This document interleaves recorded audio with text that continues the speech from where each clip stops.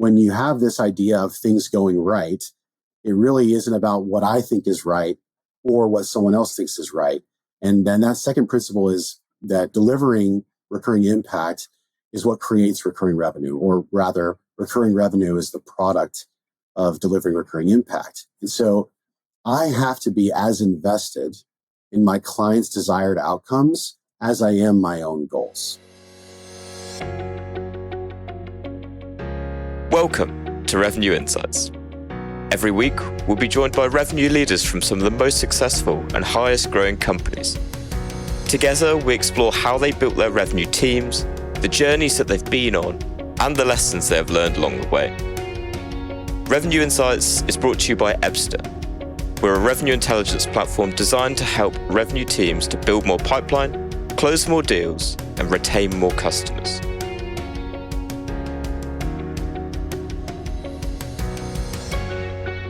Hello there. You are listening to Revenue Insights. Today, I'm delighted to be joined by Aaron Hill. He's the SVP of Growth Strategy at the Arbinger Institute. Aaron has worked across sales, RevOps, and as a revenue leader, various companies, as well as winning by design. Welcome along, Aaron. Lovely to see you today. I know that you're sharing some of your time, some of your family time with us today to talk all things revenue. So thank you. I really appreciate it. Oh, happy to be here. Lovely to see you, Lee. And yeah, excited to share some time with you and talk about this stuff. Perfect. So as I kind of gave a very simplified version of, I know you've had a really interesting career to get to where you are now. And I know, Arbinger, you're working on some really interesting projects at the minute. So for anyone that isn't aware of you or the work that you've done in the past, could you just give us a little bit of a background on your story and how you've got to where you are today? Yeah, sure thing. So when I was a late teenager, I decided that I didn't want to work for like an hourly wage, that I really wanted to have control over my own income. So that's why I got into sales, was to just kind of control my own destiny and make whatever money I wanted and never have anybody tell me how much money I could or couldn't make. And so I've had an interesting career. I've sold everything from tuxedo socks to landlines to lodging for well service companies to tech software. I've also sold consulting services. And I've been a consultant, and it's kind of led me to where I work now at the Arbinger Institute. Most of the latter part of that journey has happened in the last few years. I worked for a VC-backed, it wasn't really a startup anymore, they were 12 years old, called Huddle, which sold video technology for sports teams. And right around the mid part of 2020, I was asked by our COO, Matt Mueller, to do a reorg of our team. At the time, I was the director of revenue operations. So I'd been a sales leader for a long time. Went into operations to train and to use my kind of competency around systems to help scale things. And he said, hey, can you create a centralized business ops team? And so I did. And everybody who reported directly to me, there were 3 folks that did. They were all ready for their next big thing. And I just found there really wasn't room for me in the organization anymore. So I actually wrote myself out of the org and was offered kind of a generous, like, hey, goodbye severance. And they bought all my shares back. And so I had the opportunity to go into consulting, and that's when I worked for Winning by Design. And I consider Jocko Mederkoy a mentor. He took me under his wing, taught me a lot about his models and his methodology, and challenged me to really embrace them and to apply them in my work. And I did. And he found it good enough that he entrusted me to lead the revenue architecture class as the first ever instructor besides him, teaching that to the masses. So I taught that class to Pavilion community for a very long time, a couple years, as well as a bunch of other private clients. Insight partners would frequently invest in that as well. And so I had an opportunity to work with a ton of different VC-backed startups, trying to input these models into their organizations, teach them how they apply, and help them grow. And that actually introduced me as one of my students to Cameron Cousins, who's the CRO at the Arbinger Institute. He basically fell in love with me immediately, wanted me to come work there. I told him he probably can't afford me. That's where I was at that stage of my life. But I'm happy to, talk to you about whatever it is you need help with. He told me about the organization. I was like, yeah, it's too small for me. You definitely can't afford me. But I'm happy to provide feedback and guide you along the way. And it got to a point, this is last summer, a little over a year ago, where I realized that no matter how much money I was making, I wasn't really fulfilled in my work. And even though I learned a ton of stuff that's helped me be a top performer everywhere I've been, I'm just not getting the joy out of the work that I wish I was. And I read a book that Cameron had shared with me, and it really changed my mindset in a lot of ways about the work that I do in a career. in the way that I think I can have an impact on the world with the skills that I have. And I just started thinking kind of outside of myself for the first time ever, and decided to take a leap and go work at the Arbinger Institute and lead their sales organization.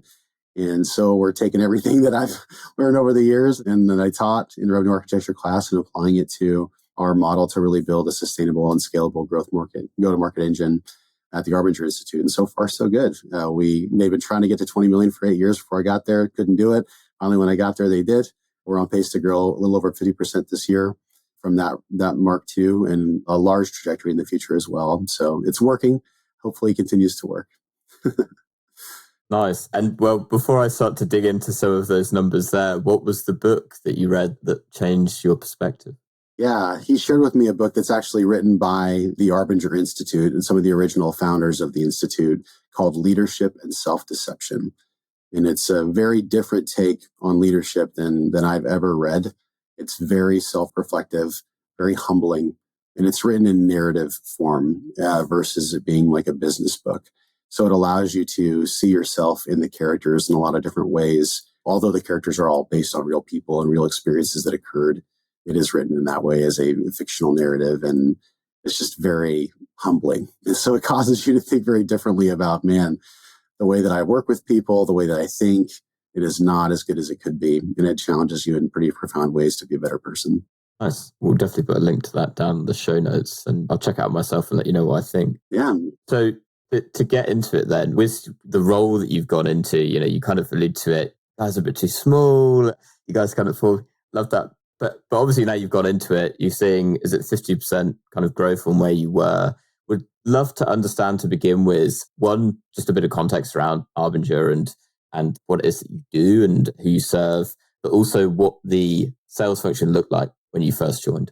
Yeah, so I'll start with where it was, because I think talking about what role I play now is more of what we thought would be a solution to some challenges that we observed. So I came in and their sales organization was split into what they call practices. It's in forms of segments, basically. There's a corporate practice, which we expect to divide more than just private sector corporations, right? There's a lot of different ways you can carve that out into various industries, but at the state of maturity of the business, that's where they were. And then where they'd seen the most growth historically was in the federal government. And so they had 3 federal government practices, one that was specifically the Department of Defense in the United States, one that was even a subset of that, the federal healthcare practice, which focused on the Veterans Administration and the Department of Military Healthcare. And so those are 2 segments that it owns. And then we also have the rest of the federal agencies in the United States, like the IRS, Department of Interior, State Department, things like that. And so all of those had kind of grown on their own. And then we had one more segment or practice, which was state and local governments, so not federal governments. And then we also have an international practice that covers really all of those subdivisions, but not based in the Americas, primarily in EMEA and things that are east from there. And so those are the 6 different groups that they've had up to this point. There were no sales leaders per se. It was always like a player coach structure where the managing director, they had their own target, and they also had peers, just a couple of account executives or client success managers that worked adjacent to them and helped to bring in business. So they kind of partly managed them, but really had their own targets. And that's mainly how it was structured. The business itself was a training and development organization primarily. And so we sold training workshops and coaching services to different organizations that needed those things, primarily built around the intellectual property that the Arbinger Institute owns. And so coming into the organization, I saw a few key barriers to scalability and growth. One, that there's no one actually dedicated to managing others. They're all player coaches. And so there's a constant struggle on whether or not they should focus on their own book or focus on the book of their team and help them and empower them. So we saw evidence of that. We also saw in some of the practices where they didn't have support. It was just the managing director by themselves, that they were just swamped, working 60 to 80 hours every single week, drowning in leads and struggling to follow up with everyone and just feeling miserable about what they were doing. And so that was unsustainable. And we didn't have much like dedicated operational support. So we didn't have like a client success function that was supported with operations or enablement. We didn't really have robust sales enablement. or revenue operations of any kind. And they were just starting to move in that area. And so some of the bigger changes that we made were to make more of a matrix organization and then position ourselves for scale. So we made all the managing directors, well, we invited them to become just dedicated managers and not have their own book. And everybody accepted the invitation to do that. Then we brought in more individual contributors to report to each of them based on a growth model that we had built ahead of time to determine based on unit economics how many people we would need for each of those practices to reach the individual practice targets. And so we built that team out. We also dedicated enablement resources to support the team. We brought on some data analyst support as well. We didn't really have any marketing that was what we would think marketing should look like. They were very much on the creative side and just kind of supporting the product creation. And now we're very aggressive in demand generation. So we brought on a CMO who brought in her own team of about a dozen folks to help us with account-based marketing, to help us create content that was more consistent and reliable, to build marketing systems to track leads and to incorporate automation in a lot of ways to make things more scalable. So a pretty significant investment in go-to-market overall that created a more matrix organization, but one where people have a lot more support and no one else is having to work 68 hours, desperate for free time, feeling like they're drowning. Everybody's got a pretty consistent and capable workload. Just a quick reminder, and then we will be right back to the show. At Revenue Insights, our goal is to share how top-performing revenue leaders build predictable, efficient go-to-market teams. Every week, we speak to the brightest minds, and every quarter, we release the latest findings from our analysis of billions of dollars in pipeline. If you don't want to miss out, sign up to our newsletter at ebster.com/newsletter-sign up. That's ebster.com/newsletter-sign up. The link to make that a little bit easier for you will be in the show notes of this episode, wherever you're listening. See you there. So just a few changes in the last 12 months then. A few things, yeah. And I'd love to, I think there's many different ways that we could pick on from that, but what I'm really interested to know is, from your previous experience, what were the principles really that you were bringing into some of the changes there? So I was getting a sense of an alignment behind a single book, as you refer to it as. It's good to understand what the book is, so it's in like a playbook, but yeah, interested to know kind of what those overarching principles are that you followed to organize the organization, quite literally, in that way. Yeah, there's two, I say, that guide most everything that I philosophically believe in terms of like operating in this space. One is like really understanding what business to business means. In a world where individual contributors own their own book, they often think of themselves as the business. Like, I have a relationship with this client.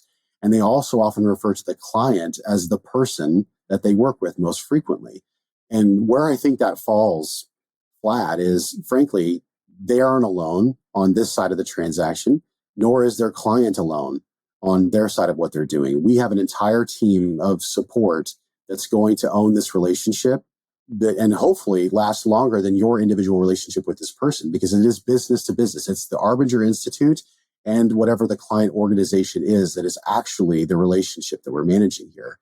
And so teaching the team that you don't have customers, Arbinger has customers, no customer is one person, an organization is full of a bunch of people that help things go right. We need to have multi-thread across all of these so that that individual relationship isn't the linchpin that we can make or break the relationship on, but rather we have all of these different layers interwoven that help this relationship go right. And I think that's an actual interesting transition point. When you have this idea of things going right, it really isn't about what I think is right or what someone else thinks is right. And then that second principle is that delivering recurring impact is what creates recurring revenue, or rather, recurring revenue is the product of delivering recurring impact. And so I have to be as invested in my client's desired outcomes as I am my own goals. And when I take that on, I am truly having a profound and deep relationship with that client organization, in a sense that, like, it doesn't matter how much money they pay me. I measure my success on their ability to achieve the outcomes that I committed to when we went into business with each other. And that requires a very profound level of understanding of their organization. And it also requires a level of commitment that I think a lot of businesses are failing and unwilling, frankly, to give to their clients, where their goals matter like my goals matter. Oftentimes we objectify them in a way by saying, hey, you're a vehicle to me growing, or you're in the way of my growth, or you're irrelevant to my growth. And so I don't really care about your outcomes unless they get me what I want. And the way we try to position things is, no, their impact is everything, because that's the very reason we make revenue, is because we're delivering it to them. So revenue is a byproduct, and we got to focus first on impact. And so that business to business mentality of, it's not person to person, it is truly the organization Arbinger is committed to their organization, as well as this idea that the relationship's really predicated on our ability to impact them positively and deliver those outcomes. And then the revenue we get is what they pay us in exchange for that. That's what I think creates a scalable and sustainable business that doesn't depend on any one person to be successful, but is really the foundation of the two relationships in B2B. So I'd say that those things kind of unpack everything else. Really love both points. And I'm going to pick one to dive a little bit further into. Just really interested around your point on delivering that recurring impact to generate the recurring revenue. So was it a case where you were changing your process in any way in terms of how you delivered that impact? Or was that something that you were doing anyway? So I guess what I'm trying to get into here is, how do you define that within the confines of how you guys operate? And how do you go about ensuring that you are delivering impact for a new client? Yeah, that's such a great question. So at the Arbinger Institute, they teach a lot about how we should understand those that we work with. We should adjust our efforts to be more positively impactful, and then we should measure our impact. And I observed that as I got familiar with their intellectual property. What I also observed is that we didn't really do that with our clients. There wasn't an actual assessment of how we were impacting them. And we weren't really adjusting much about our efforts going to market accordingly. And so some of the bigger changes that we instituted were, one, we have to find and define a way to measure our impact on our client organizations. And so we took that very seriously. We actually developed a specific function in our business that does measure the impact that we have. We created different constructs on assessments that our clients can take that help us to know, hey, are they understanding and seeing evidence of improvement in these categories? And we measure that along the course of the engagement. The other big difference is that we went from a mindset of events to engagements. In the past, Arbinger would conduct workshops that typically lasted 2 days. And you could come to the workshop publicly, and your experience lasted 2 days at the Arbinger and it was kind of over. Or your organization could have a 2-day workshop that we would deliver to you. And what you did with the information was really up to you, and how it ended up creating impact in your organization was entirely on you. And one of the biggest fundamental changes that we made to be focused on delivering recurring impact is, look, we can't just be in there for 2 days and gone and not care what happens to them afterwards. We've got to make sure that they truly are able to implement this work into their organization to see the impact over time. And in fact, we should be measuring our own success on their ability to do that. Not just on, did we have a workshop and a bunch of people showed up and how much money did they give us, but rather, hey, is that investment that they've made of time and of energy and of capital yielding the return that we committed to them based on implementation? Because if it doesn't, we're not succeeding, no matter how much money we make. And that was a significant shift, and so much so that we created all new solutions and packages for our clients that changed from a 2-day engagement to yearly engagements. They're less about subscription and more about, look, we are invested in you on a repeated cadence to ensure that things are going right. And we're doubling down on the investment of client success because we know that is what drives recurring revenue. It's not having a subscription model, and it's not us just forcing people to auto-renew. It's actually being present and being engaged and delivering that recurring impact that makes them want to pay us, because they always are feeling the value that we provide as we work with them consistently.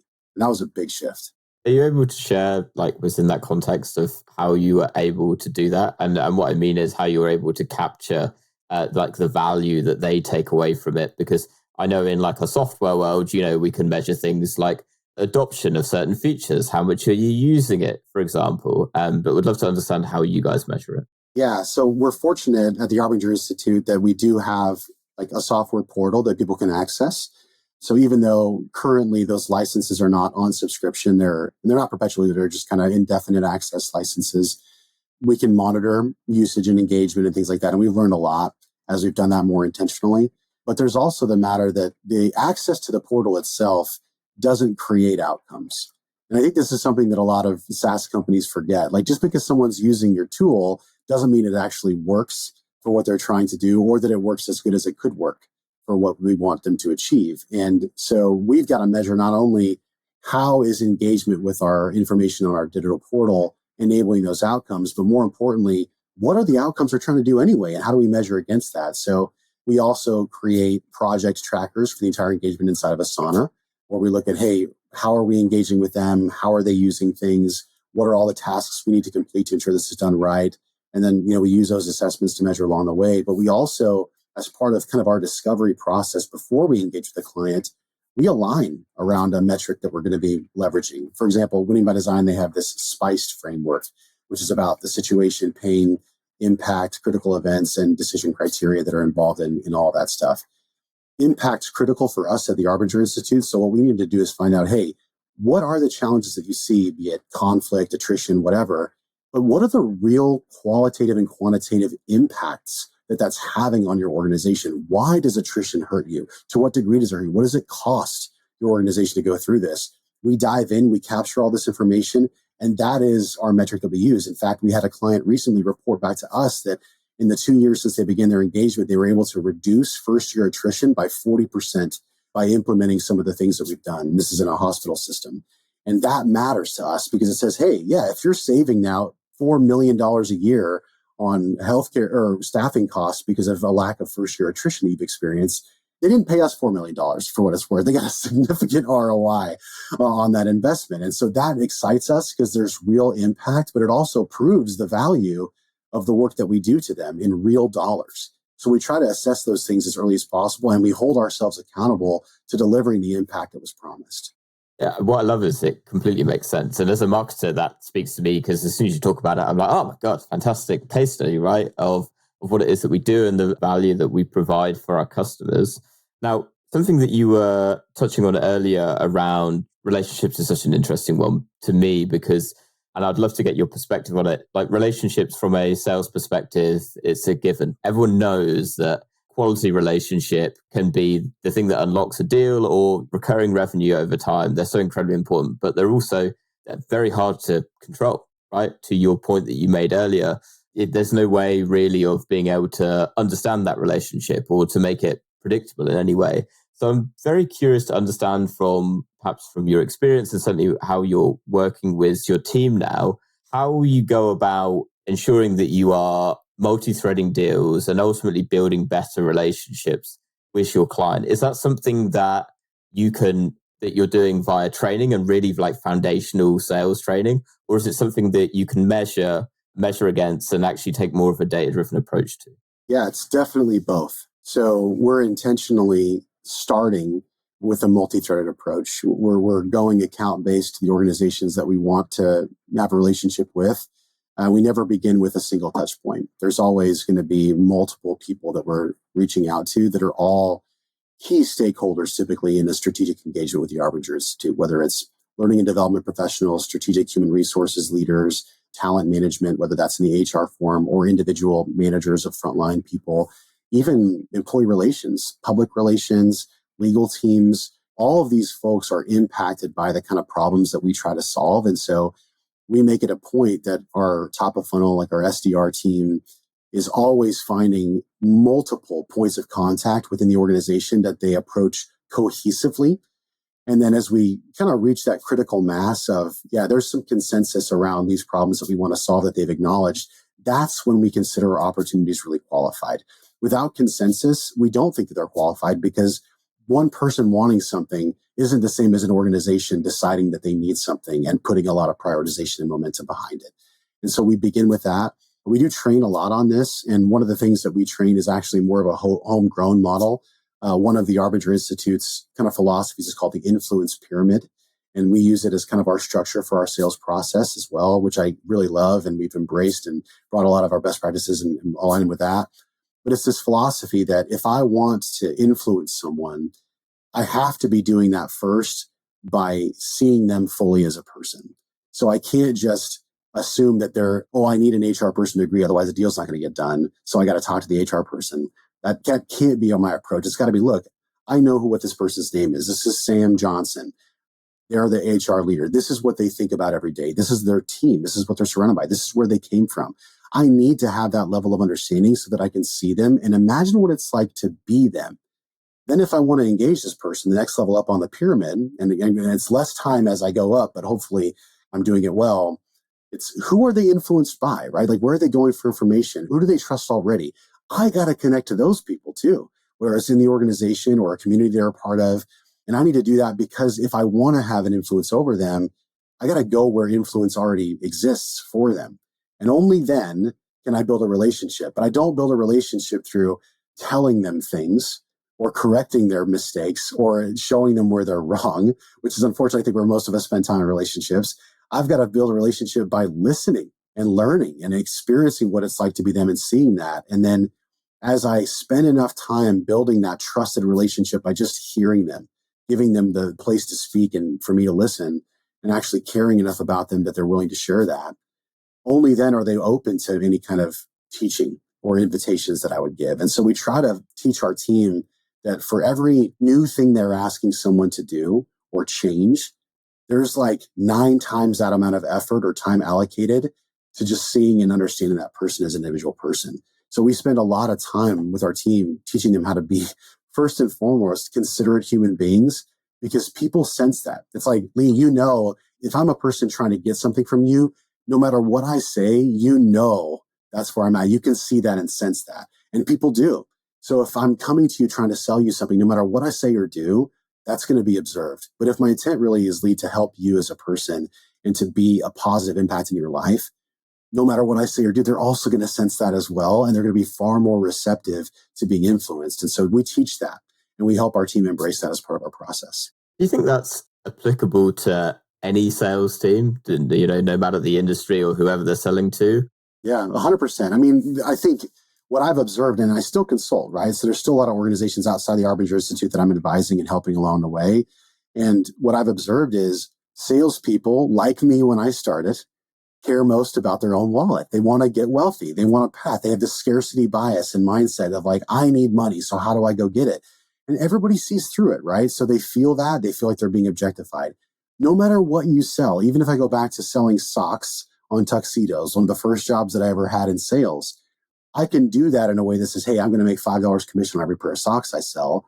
Or I could say, look, if these people don't get socks, they're going to be showing up at this wedding wearing white socks, looking like Michael Jackson when every other groomsman is looking like someone who is supposed to be there.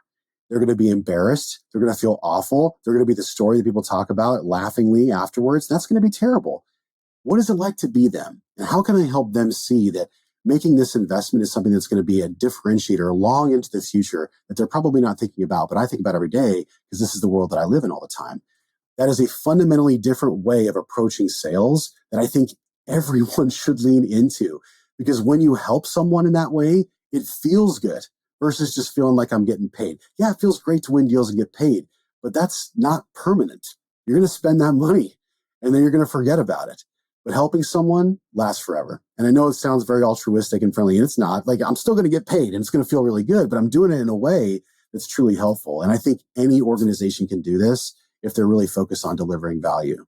It leads me to the golden question then, and you kind of asked it there, to other revenue leaders and RevOps or sales listening to this who are probably listening to this going, yeah, I've got that problem right now where, I've got 1 or 2, or depending on the size of the business, 10, 20% of my reps are capable of doing that, and the penny has dropped, perhaps because of experience over time, or they've just got a knack for it.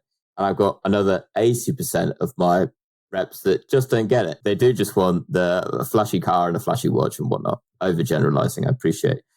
But for them, how would you recommend that they go about helping that 80% to see it and to understand this is a better way of doing things? And this, as much as it doesn't feel like it right now, will help you to have a few nice watches and a few nice cars and so on. Yeah, absolutely. I think one of the most important things that we need to, as sales leaders, train on is that we're not convincing people to give us money. I think the biggest thing that we've seen culturally is you watch all the old movies, the classic films about sales and investment, Wolf of Wall Street, what have you. It seems like they're convincing people to give them money, but you'll notice that they're all transactional in nature. And the only people who are good are just incredibly skilled at manipulation. And that's hard. And you can't build a team around like the 1% of skilled people. You got to build a team around normal people that can do normal tasks for a reasonable amount of compensation. And so instead of trying to find the 1% and build your team around those champions, teach the core that, look, they're going to pay us when we're delivering the impact that's worth compensation. It's not something you convince them to do. It's something that you help them see for themselves. So teaching your team that, like, look, the more conversations you have, so long as those conversations are about teaching people how they can get the outcomes they want, that's what's going to result in them winning deals.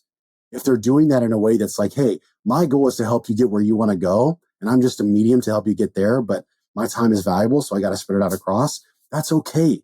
People recognize that time is valuable. What they don't want is to be one more person that the salesperson is trying to take advantage of. And so it starts with the leaders. Like, we got to share that revenue is a product of recurring impact, and get your team to believe, look, they're not buying you. They're buying the outcome that they want that comes through your ability to help them get there. You're not convincing them of anything. You're helping them get what they want. That's what they're paying for. Then they'll shift their focus from trying to convince people to actually help people. And that's what pays the bills. Just a quick reminder, and then we will be right back to the show. At Revenue Insights, our goal is to share how top-performing revenue leaders build predictable, efficient, go-to-market teams. Every week, we speak to the brightest minds, and every quarter, we release the latest findings from our analysis of billions of dollars in pipeline. If you don't want to miss out, sign up to our newsletter at ebster.com/newsletter-sign-up. That's ebster.com/newsletter-sign-up. The link to make that a little bit easier for you will be in the show notes of this episode, wherever you're listening. See you there. Perfect. Aaron, we've talked a lot of the things that are going really well right now, and I want to flip the table and ask you, what's a challenge that you're working on right now that you're trying to solve? Yeah, this is so great. So at Arbinger, we wanted to bring in people that were familiar with our work so that they could speak confidently about what we do when we scaled our team up a little bit. And I think one of the areas that we are looking back on, wishing we would have done differently, is we didn't hire a lot of professional salespeople who've been doing this a really long time, who have those chops, or at least who know what it's like to grind every day in the sales environment, which I know because I've done it for 20 plus years, but not everybody who hasn't done it knows what it's like. And what we're seeing is that this team, a lot of the team that isn't having the same degree of success as their peers, although they're doing fine, they have less confidence in their own ability because they've never really proven it the way that they would have liked to see, or even in comparison to their peers.